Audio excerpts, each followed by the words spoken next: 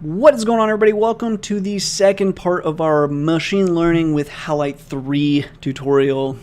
In this video, we're going to just be building on the last one. So in the last video, we basically were checking to see if we could do this like math of relative positions to get the surrounding coordinates of any given ship. We definitely confirmed that we could, including getting like the rolling over of the edge of the map and so on. So we are confident that we can do what we want to do. So now what we want to do is work on what does the individual ship see, so to speak, and what is the input layer to our neural network. In this case, it was specifically a convolutional neural network. So coming on down here to this like block of code that we took from the testing grounds that we built, we just kind of need to slightly modify this, but not too much. Most of what is here actually gets to remain. We're going to be adding quite a bit though. So for size, 3 is probably too small. We just did that for testing purposes. I would go with a 15 or maybe even a 16. If we go with a 15, that would give us a 31 by a 31. So it's always going to be this number times 2 plus 1, and that will give you the grid size. I'm going to go with 16 purely because if we want to use things like MobileNet and Inception and some of these other models, the minimum size is 32 by 32. So we could resize or we could pad or whatever, or we could just build data that has the proper size right out of the freaking gate and we'll be all set. So that's what I'm going to do. So next, so size 16, that gives us at the end of the day a 33 by 33 grid that every ship sees. So on the smallest map, it'll see the entire map. On the largest map, a 33 by 33 grid is huge. Should the ship exceed those boundaries for whatever reason, it's probably already lost anyways, but okay. Anyway, cool. So 16 by 16. For now, surroundings is currently empty, and later we were going to populate with coordinates, but we really don't need to do that. That was just for quick testing purposes. Now what we want to do is populate it with meaningful values. So what I propose is that surroundings contains, it's a list of lists where each list is your pixel value, so to speak. And we should have the following, I've lost my, that's unfortunate. My caps lock light on my keyboard no longer works. That sucks. Oh, what a bummer. I don't know if I can go on in this tutorial. Oh, that's really depressing. Oh man, my number lock, all those lights aren't working anymore. Darn it! Okay, show must go on, I guess. I'm really dead inside now. Okay, anyways, so the first value will be Halite amount, then ship, and then drop off. So probably will be a shipyard, but it could be just a simple drop off location. I doubt we will make it that far. We will probably only have shipyards rather than adding more drop offs and stuff. I don't think we'll get big enough to need drop offs, but hey, that would be really cool, and it'd be great to be prepared should we be so lucky. Okay, so that's what we want per cell. So for each pixel, let's say in this image that we're going to draw, the first value, so we will be able to depict this as if it's RGB.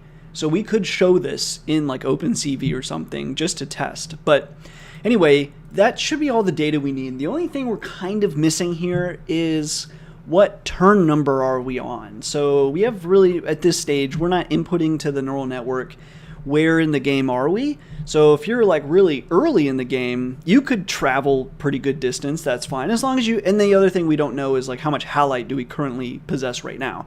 So in the early game or like kind of early mid-ish game, it's okay to travel long distances. But towards the end of the game, if you travel out too far and you don't have time to come back and deposit at the end of the game, that's no good. So we have no concept of where we are in the game or how much halite we actually have.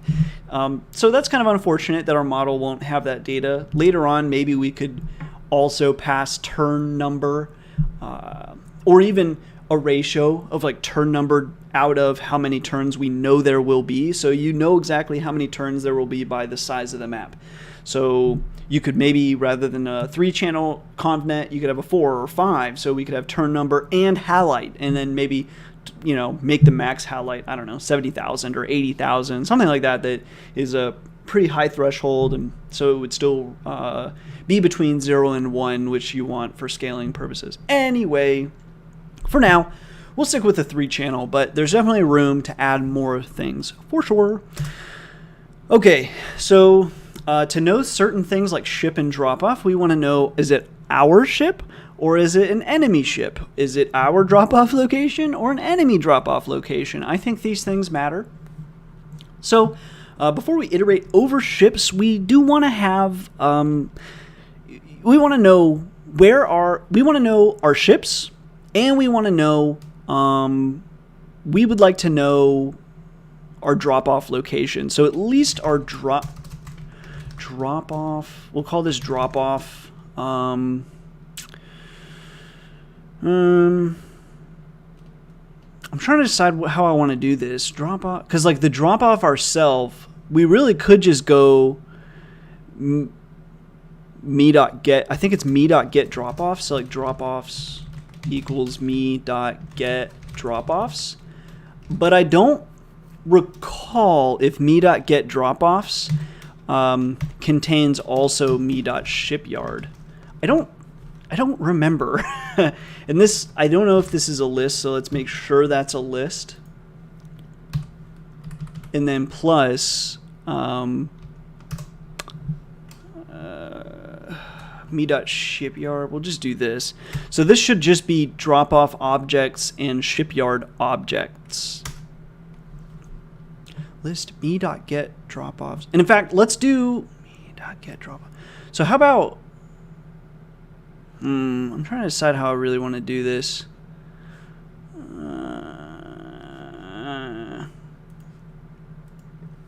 And then for now, let's just say ships equals,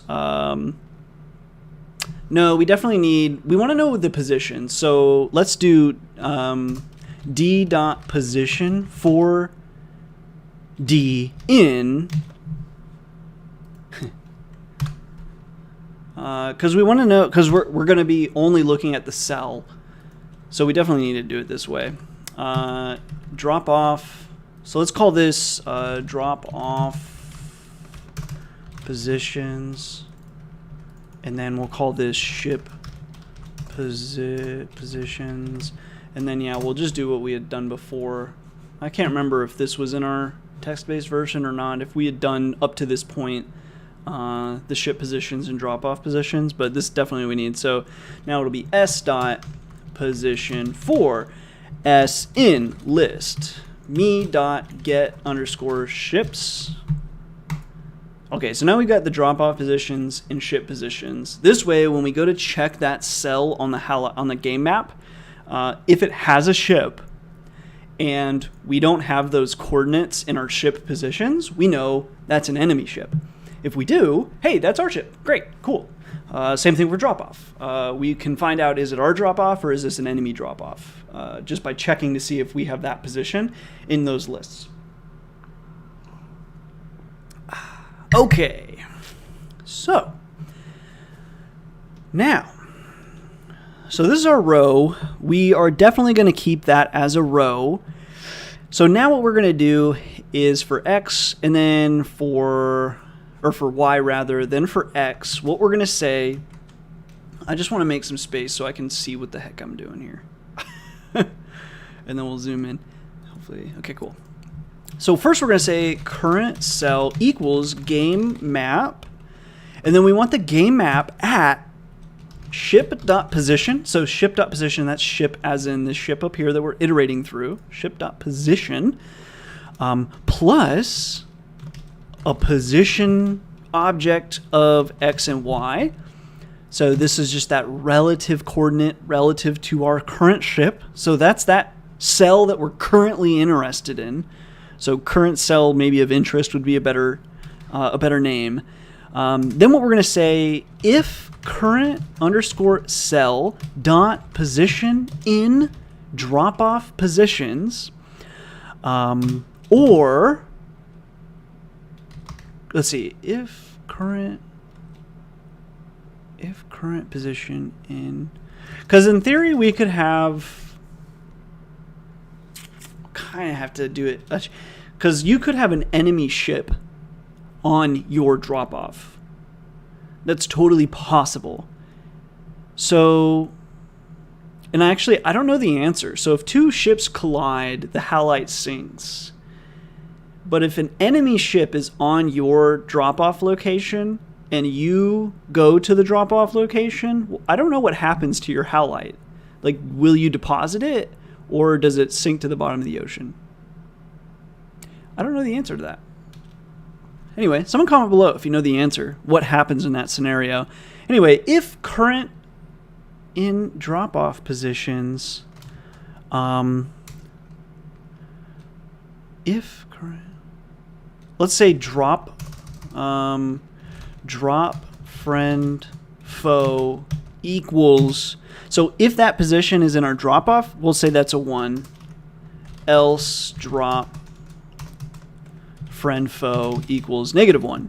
So if we happen to find a drop off and it's not, we'll check these numbers. Hopefully this will make sense later. This is probably like the worst logic ever. If current cell dot position in ship, what is it? Ship, is that what we called it? Ship positions. Ship positions. Ship friend foe equals 1. Else ship friend foe equals -1. So we can use this as a multiple. So I believe we can only find out if a cell has a ship, like it's a true or false kind of thing. So either it has a ship or it doesn't have a ship. So we're going to use that by, we can, because I don't think we can find out if it's our ship or their ship. The only way we can know for sure is if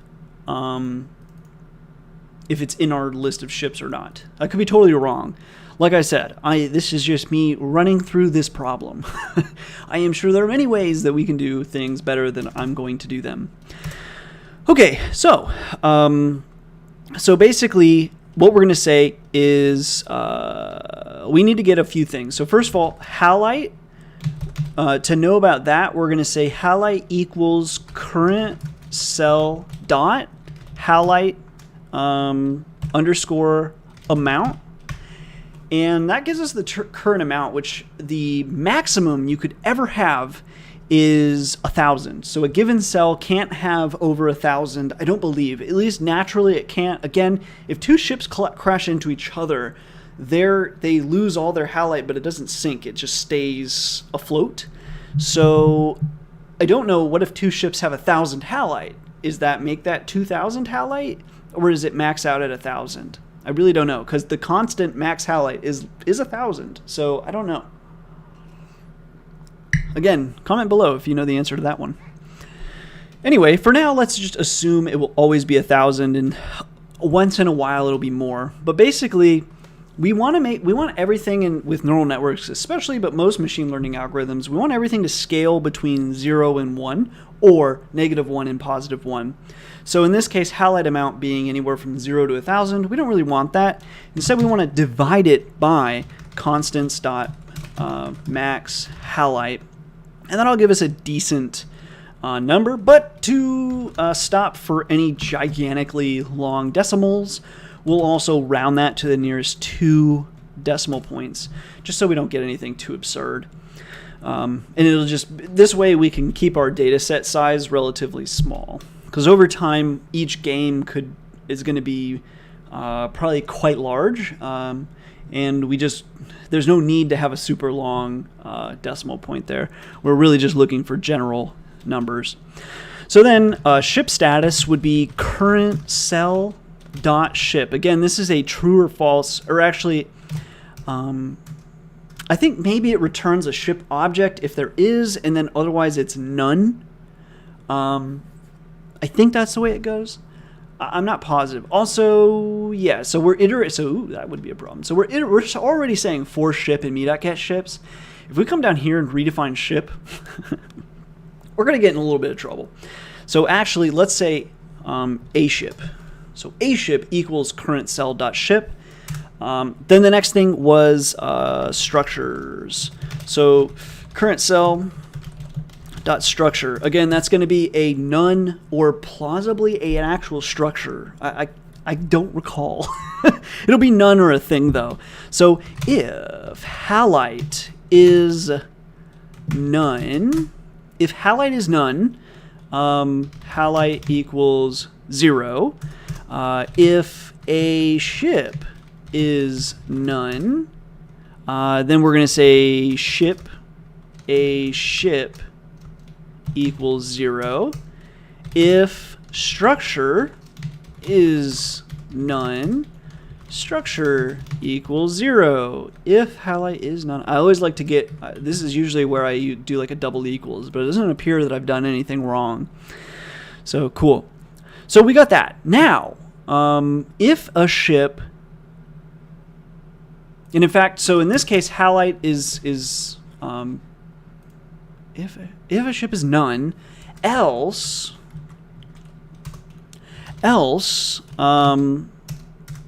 a ship equals ship friend foe times, and in this case, it's a ship object.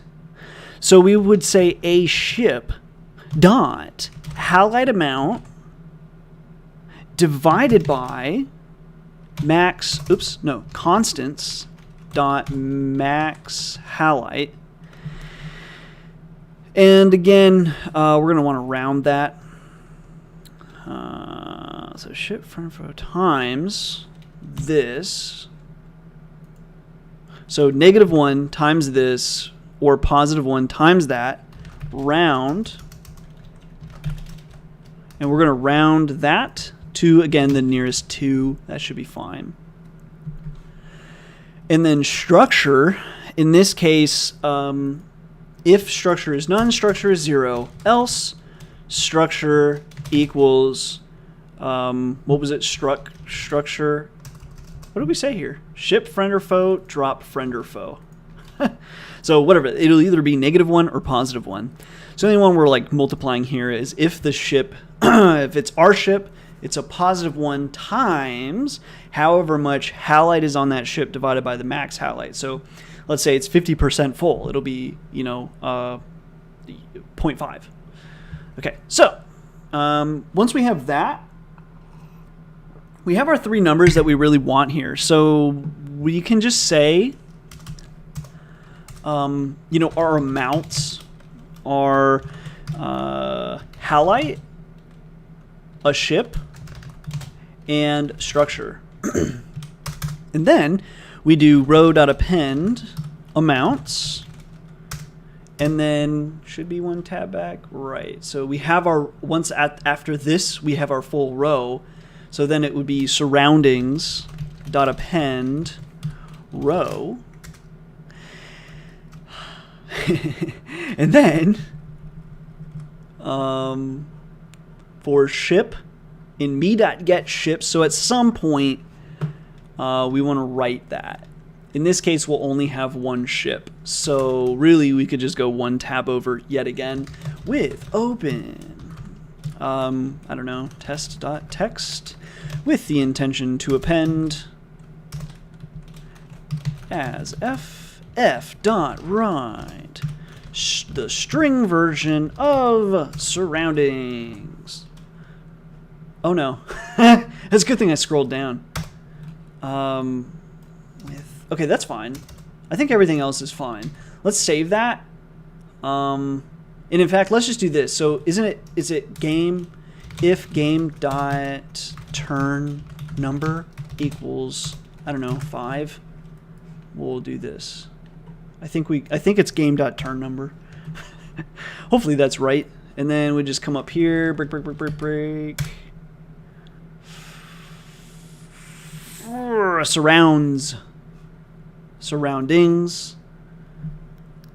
Surroundings. Okay, hopefully that was it. So we just hit a silly little error that said it wasn't defined.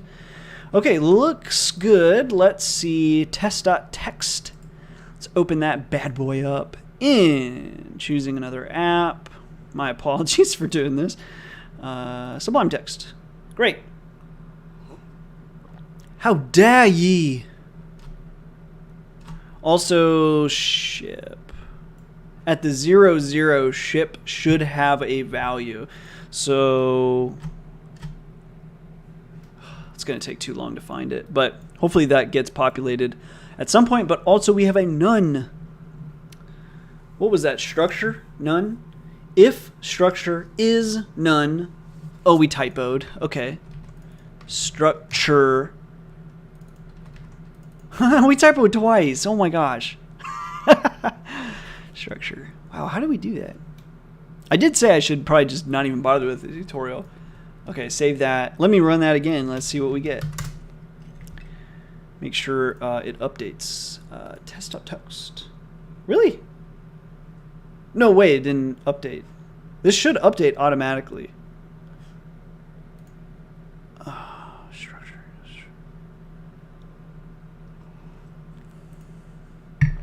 Oh, this is going to be so frustrating to me if... Really? I really thought we had the answer. At least not locally for me. It will update in Sublime automatically. Yeah. It still says none. Whew. Man, what else am I missing? Structure. Append structure. Dang it. If drop friend foe 1 or -1.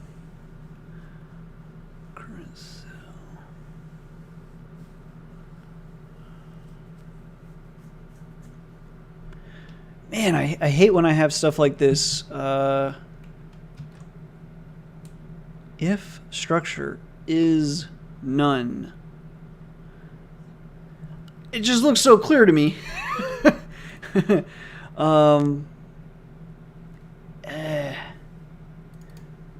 If it's none, then it's 0. Otherwise, it's drop friend or foe, which is defined.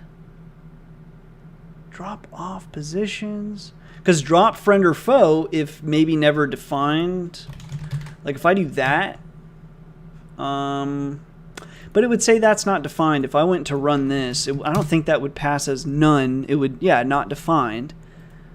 So it is defined as drop friend or foe as being 1 or -1. Isn't tinkering fun, everybody? If game turn number, it is, let's see, 128. Let's check. It got updated at 127, which is probably legit. Oh, you are killing me, son. Oh no. That's embarrassing. Okay, so the problem is this. I'm almost positive. Oh, that's gross. Stupid idiot. We were just appending. I should probably just quit, huh? Okay. All right, we are off. Okay, so I was just appending to it, and I just wasn't scrolling down far enough, like a big dummy. Okay, so once we fix that little error, there's some people probably yelling at the screen like, come on, man. Okay, so looks good. Unfortunately, at some point we should have the 00, which would be like somewhere in the middle-ish, right? Like at some point we should have a ship that has some degree of halite. I'm not seeing it, but later we're going to have more ships come out anyway, and I think we'll be fine. So we will find out soon enough. So, okay, so we have the data. Now what we want to do is, so test.text, what I'd like to do is fully visualize it, I think. So let's create a new folder, and let's call this folder gameplay. Okay, then we'll close this, and Cool. So rather than at the very end doing this, what we should do is, so like before command Q, we can just say something like this. So let's go ahead and let's say NP. Are we importing NumPy in the first place? No. So we will import NumPy as NP. Scroll down to the end. np.save. What do we want to save it as? Well, we're going to save it as gameplay slash, and then we're going to go with game.turnNumber.npy. And then don't forget to actually save something. That's probably useful, isn't it? Surroundings. Cool. And then, so this ship's always going to move north. Cool. I think we're good. We'll save that. And let's test it. What could go wrong, everybody? All right, looks good. It's slowed down, so I bet we are saving. Let's check. Okay, we've got some beautiful, beautiful NumPy files in there. So now, what I'd like to do, once this is done, is we'll just use testing grounds, I suppose. And let's do, so you would want to make sure you have OpenCV Python, so that would be pi-36, hopefully that'll give us yeah, okay. I think that's what we're using. I haven't really been paying much attention. So let's see what Python corresponds to really quick. It should be Python. Okay, Python 3.6.7. Okay, and the reason why we're not using 3.7 right now is because TensorFlow, to my knowledge, still does not yet support 3.7, or really 3.7 doesn't support TensorFlow. I don't know. TensorFlow doesn't work on 3.7 yet. Okay, so Python and pip install open cv-python. Make sure we have it. Ooh, we didn't. That would have been annoying. Okay, so we're going to use OpenCV just to display this and basically display it in like video form. So what I'd like to do, let's see here. I guess we'll go into testing grounds and then let us import CV2, import NumPy as NP. Then what we're going to do is for I in range of, and we could like iterate over here or figure out what the max number is. I'm just going to say, okay, it's 425. So 425. And in fact, that would stop at, it'll start at 0 and stop at 424. So I guess you would have to say 426. I don't know. 425 is fine though. And then what we're going to say is D for data equals np.load. And we are going to load gameplay slash i.npy. I believe it was just a turn number. Yes. So we load in the data. Let's go ahead and just make sure that's working. Print D, and then we'll just break right away. Really? So, oh man, what a noob. Alright, let's try again. Really? Gameplay 0 or gameplay 1.npy does not exist. It literally starts at 2. Okay, that makes sense. Because we don't have a ship, so in turn 1 there are no ships. And we send a command queue to make a ship. So we don't have anything till turn 2. Okay, but here it is. Beautiful. So we could display it. So so in theory, we could I think we can just do this. cv2.imshow. We'll just give it as an empty title and then D. Let me save that, and I'm going to run this outside of Sublime. Sublime's not always the best way to run things. This might be one of them. So what is it? Python testing grounds. I didn't see anything. Do we maybe have to wait key or something? I don't know. I think this would give us just one thing though, right? but it still cuts. Let's try cv2.weight, weight key, I don't know, 5. I just want to see the darn image, man. cv2.imshow. Yeah, see, it pops up. I'm trying to think of what does it take? Usually, I thought it would sit there for me, but it doesn't appear to be. Okay, there it is. Okay, this is really small. Again, it's a 32 by 32, so, but I can see a little bit of something there. Okay, so first thing we want to do is imshow, and we need to resize D. So we're going to do cv2.resize. We're going to resize D, and then you can say, I think this is like from what point maybe? I really don't know, but it always is 0, 0. And then fx, let's make it 50 times larger, and fy 50 times. So we're just, the function of x is times 50, function of y times 50. Okay, we'll save that. Let me run it again. Oh, it's still running, apparently? What? What's going on? Sir? Okay, we'll use this. Python testing grounds.py. Woo! Okay, maybe a little large. Okay, a little smaller next time, everybody. And now I guess I can't break out of this. We're probably going to wait for that. So let's do like a, I don't know, maybe a 30. But you could probably start seeing the Halite already. Python testing.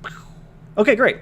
So there we have it. This, so it would be, I bet this is BGR, right? Because the Halite is clearly blue. That dot in the middle is probably actually the shipyard, because our ship probably has no color at all. Because yes, it is a friendly ship, but it has probably 0 Halite because it was just created. All right, cool. This is coming together well. So now what we want to do is, can I get away with the following?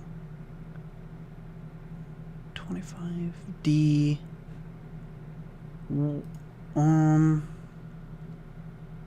What was it? 425. Let's save this.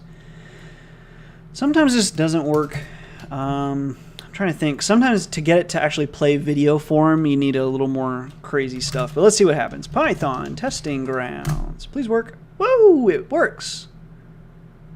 For some reason, that stuff's flipping around, and I can't decide why that would happen.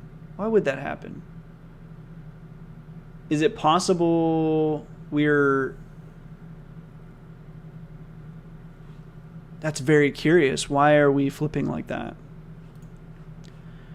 I will have to come back in the next video, I guess. I don't want to spend too much time sitting on this, and I guess we'll come back in the next video, and then once I figure that out, once we have that working, really the next thing is to just start saving the data. And so we'll play games, we'll come up with some sort of reason for which ones we want to use for training data, which ones we don't.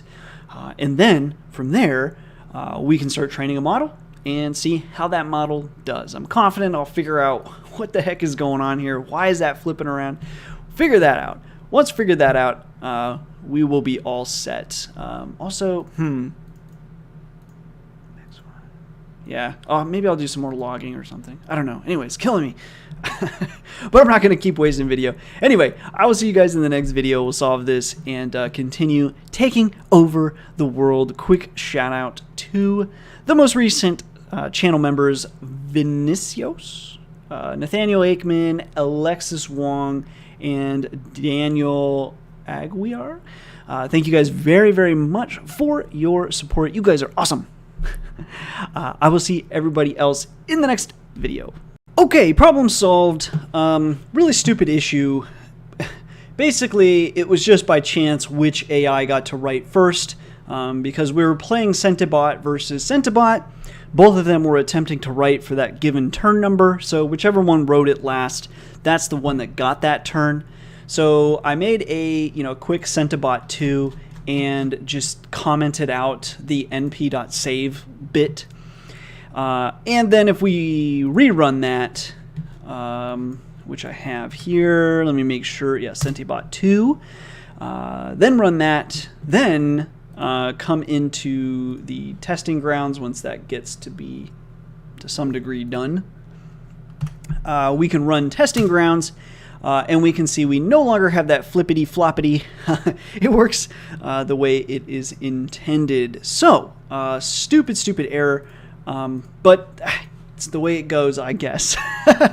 And actually, I was talking to Daniel, aka Danos, aka Problem Solver Aficionado, and as often happens, you start explaining your problem to somebody else, and then you realize what you've done. So anyway, funny. Okay, so the last thing I want to show before we get into this, the next tutorial, because I don't want to have to show the visualization again, is if we do secrets.choice and then what was the option? Direction order. I think we can save that, come over here, rerun that, and what I want to show is the ship as it collects halite. It should show up as G. As green rather, not G. So now let me pull up here, not CDM, CMD, Python, testing grounds. I thought he would move randomly. Why didn't he move randomly? Big dummy. Oh, maybe we did player 2. Yeah, we sure did. Last tutorial of the day. Also, unbelievably long tutorial. My apologies. But people were asking for longer tutorials. This is what the people have wanted, right? Okay, so that should be plenty of data. So let's run this. Python testing grounds. Okay, so he wiggles around. As you can see, he kind of turns green as he picks up more halite. If you're running this locally, you'll probably be way more likely to see it than you could in my replay, but it does happen. So let the record show. All right, that's all. Just wanted to show what the problem was because I don't want to really have to spend time in the next video on it. So that's all. See you guys in another video.